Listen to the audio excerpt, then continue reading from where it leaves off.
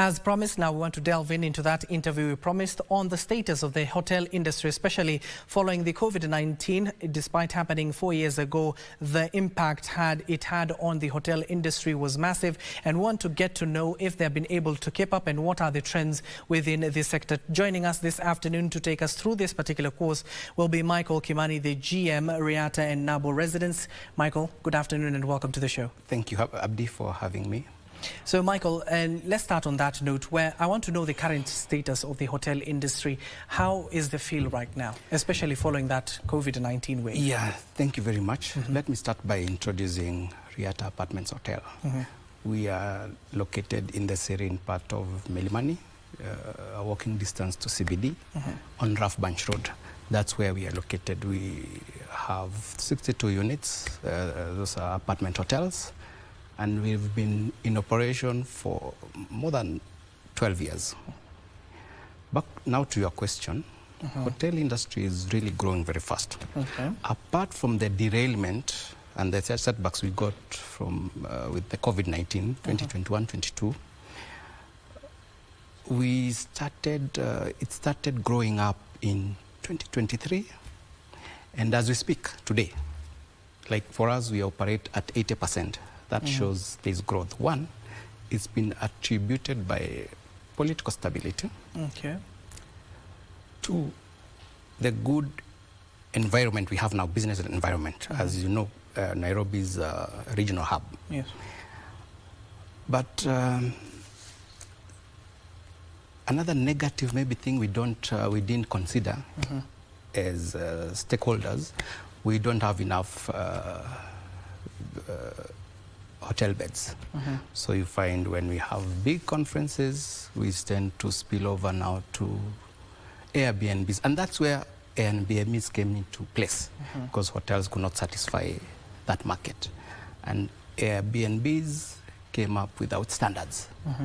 That's why you could hear of these cases concerning the Airbnbs. But the hotel industry, it's growing. And the future, I think, I'm seeing a very positive future. And of course, given that you've seen Kenya, we have been hosting many summits, and many more have been announced. So if you say you don't have beds, how are you going to accommodate those guests? Now investors, I'm calling investors. There's opportunity in the hotel sector. We need to invest more hotels. We need to have more hotel beds, so that when we have big conferences, we can host them comfortably. And given that now you have raised the issue of the Airbnb now, let's say, for example, given that it is catchy, we have seen people going with it. So how is the hotel industry, such as yourself, leaders such as yourself, coping with this new trend? Yes, solution for that is to create a product to suit that market. The Airbnb market is a bit low, so we need to come up with a product which suits that market segment. In the hotel ranking, it's the lowest. So for us, we've come up with so many products. One is giving rates, lower rates. For those people who want to, let's say you want only room, you can get a bed-only rate. If you want bed and breakfast, you want hourly. Like in China, they do hourly rates. Somebody is in transit and you just want to take like 4 or 5 hours nap, so you need a place which can give you that.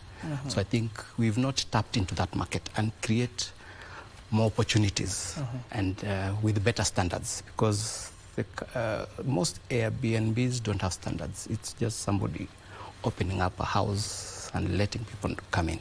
We need standards and we need regulations. That's why hotels now need to come in and create products for that market.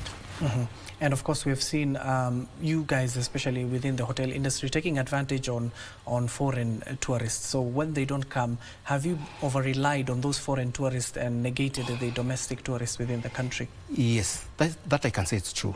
And I think going forward, we need to broaden up. We have so many attractions in Kenya. And within those attractions, we don't have either hotels or resorts. So we need to, investors need to come in and help create those resorts. And then now we create awareness. Once you have the facilities within the attractions, now we create awareness. That way we'll tap into the local market. Because we only have the normal Mara, Yeah. the coast region.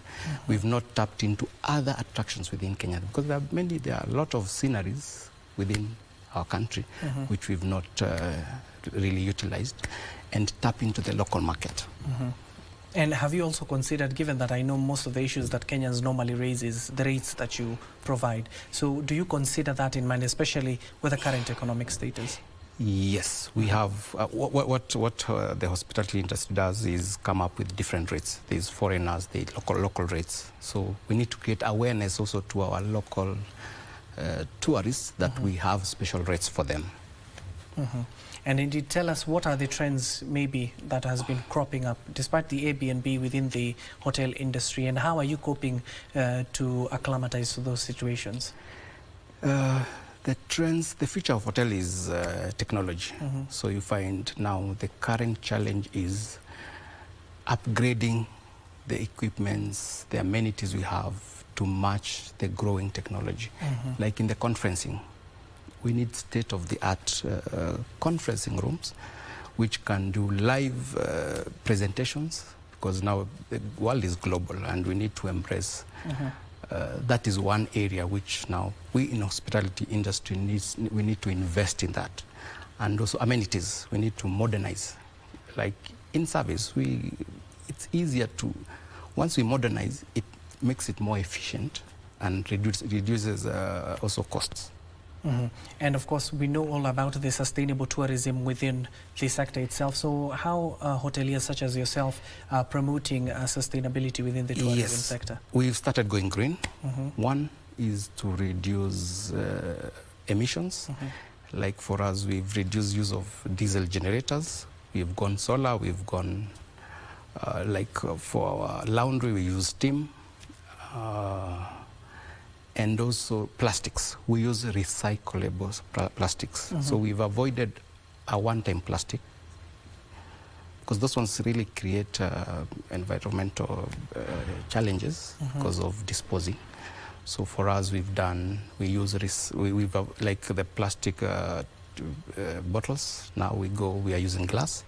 In the rooms, we use soap dispensers, unlike the ones which the wrapping. So we've gone green.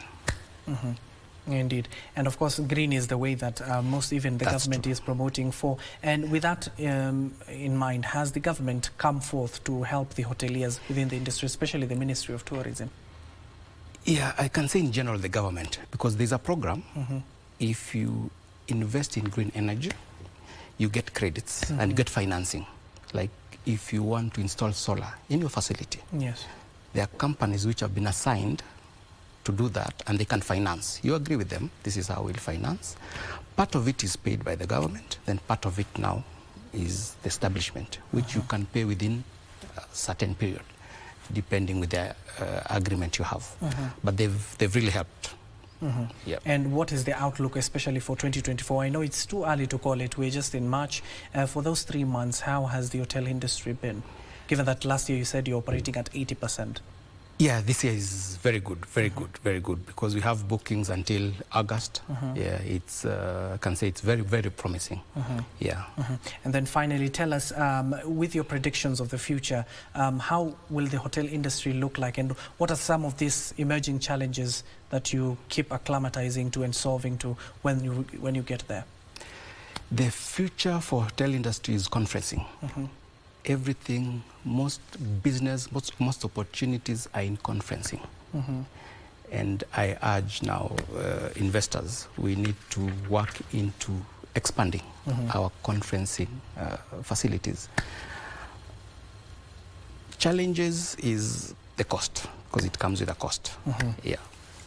And tell us some of the recommendations you might have, or policies that you have come up with that you like to propose before the government, so that they can make the hotel industry have a conducive environment to operate in. If we can get subsidies, and also maybe create some fund whereby if we have some pandemic, like hospitality can be affected by terrorism, we need to have a fund whereby if such a thing happens, there's a fund to cushion hotels. Also, because we pay staff. If we don't have money, we can't pay them. So if we have such a fund, which can cushion the hospitality during calamities, it can go a long way. Yes. Maybe give us your final remarks, given that we have come to the end of this conversation. Thank you very much, Abdi, and I want to welcome you to Riata. It's a pleasant place to relax and stay, and we are known to offer the best hospitality in Nairobi. So come and experience and be a testimony to stylish living.